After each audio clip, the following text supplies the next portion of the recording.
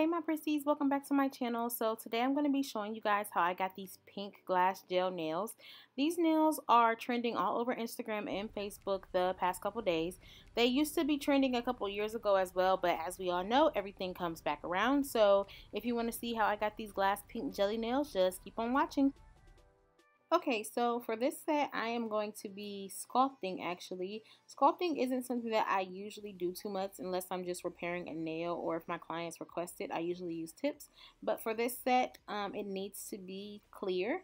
And you could always use clear tips, but I just like the clean look of clear nails when I sculpt them. So that's what I'm going to be doing today. And I am using the Opi Nail Forms.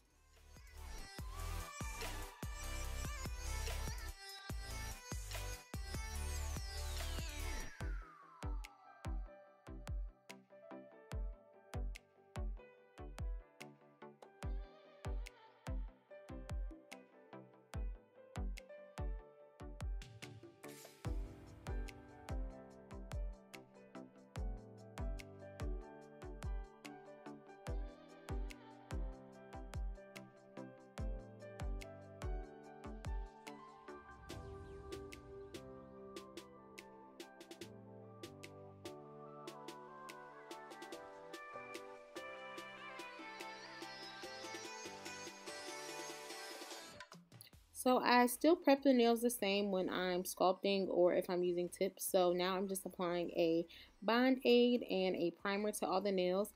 I'm only doing one hand at a time. I like to do this when I'm sculpting because sometimes the nail stickers can come like undone and then you have to go back and fix them. So I like to just do one hand at a time so I don't have to worry about one hand unsticking while I'm doing the other hand. The acrylic I'm using today is the Young Nails Clear Acrylic. I'm also using their monomer. I like to use this powder pretty wet because it leaves me with less air bubbles. It makes it really have that nice glass look when it's all done, and it just sets really well.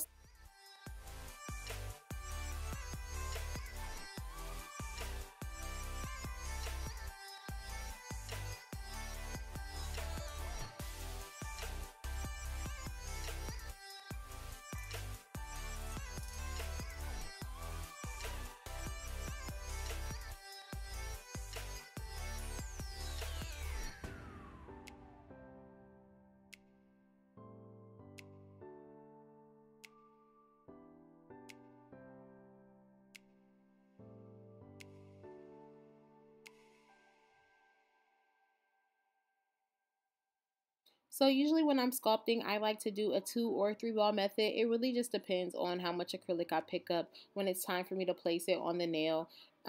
Sometimes if it's a bigger ball, I'll go in and only do 2. If it's a smaller, then I'll do 3. It really just depends. Sometimes when you're sculpting, you have to go and add more acrylic at the tip or towards the apex, things like that. So you'll get a feel for it as you start to do it, whatever you prefer.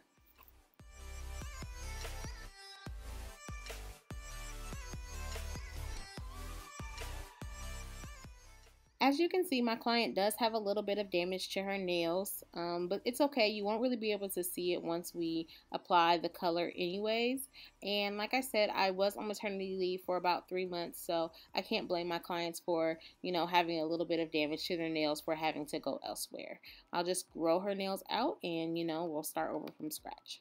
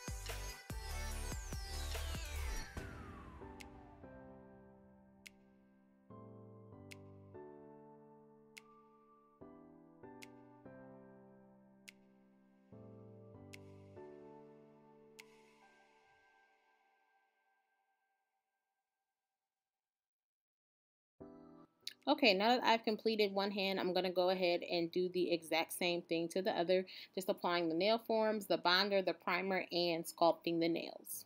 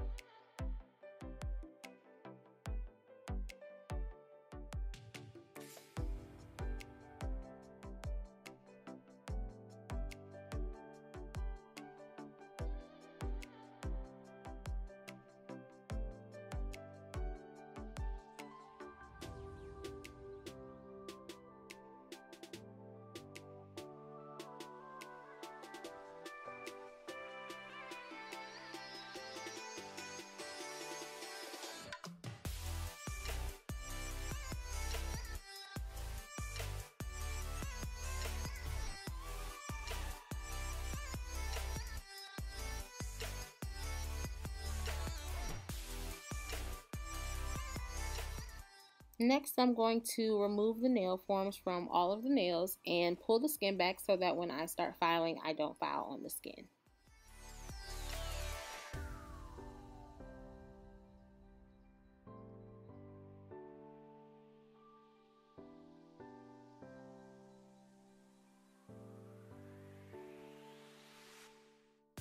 Now I'm just making sure that the nails are even and that they are all the same length that I want them to be. And then I'm going to go ahead and remove the forms from the other hand and measure them up with this hand so that I can make sure that the nails are all of the same length on both hands.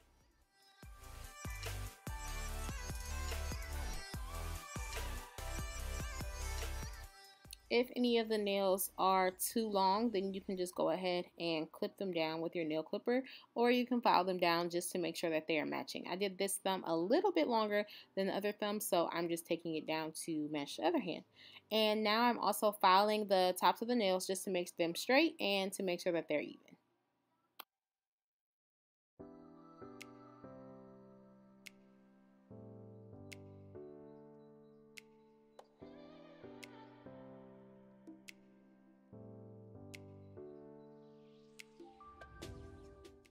Now that all the nails are to the proper length, I'm going to go ahead and start shaping them. I'm going to be doing a coffin shape today, and as you can see, when I had my nail forms on, I just tried to shape them as much as I could just by applying the acrylic nice and clean so that when I start filing, I don't have that much work to do. And I file my sculpted nails just as I would file nails that I do with tips. So I'm going to go ahead and get all the nails filed, and then we'll start to smooth them out.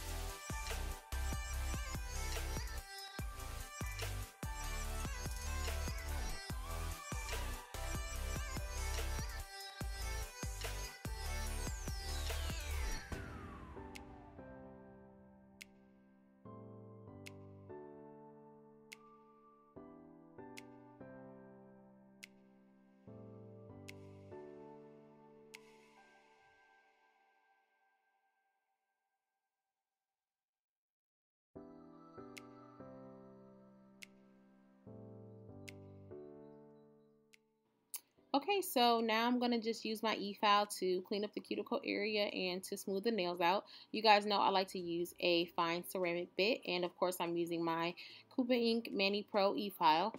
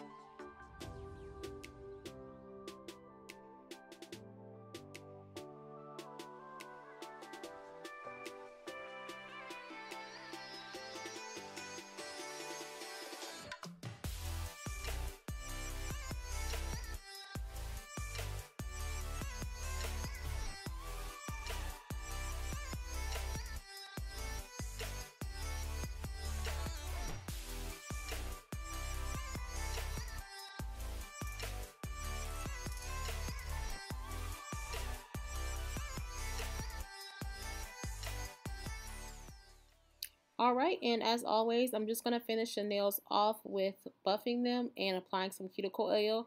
Then I will send my client to wash her hands to remove all the excess dust and everything. And then we'll get started with the polish. Okay, so here's what my client's nails look like after she's washed her hands and everything. So the glass gel that I'm going to be using today is by Wildflower Nails. I will make sure to link the website and link this polish down below. I know that a lot of these polishes have been selling out, so hopefully you guys can still get your hands on it. If not, I've seen different people saying that you can mix your own glass gel just by mixing like a color and clear gel. I haven't tried it, but you know, if you guys try it, please do tag me and let me know. But yeah, so I'm gonna go ahead and apply 2 coats of this gel. Just like I would any other gel polish, 1 coat, then cure, another coat, then cure. And then I'm going to be using my IBD Intense Seal top coat. This is pretty much what I always use when I want to do a no cleanse top coat. You could use any top coat that you want. You don't have to use a non-cleansing one. You can use one that you have to cleanse afterwards. It's really just up to you, but this is just my favorite, like really clear and shiny top coat to use.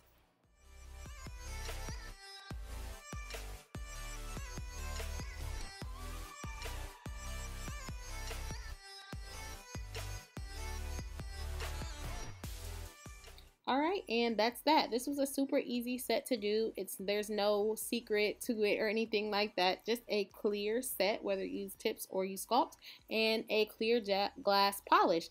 A lot of people thought there's like something special that you have to do with the acrylic or something like that, and it's not. It's actually pretty simple. So if you guys like this video, make sure to give it a thumbs up, leave a comment down below, and subscribe to my channel. And if you recreate the glass nails, make sure to tag me so that I can see you guys' work.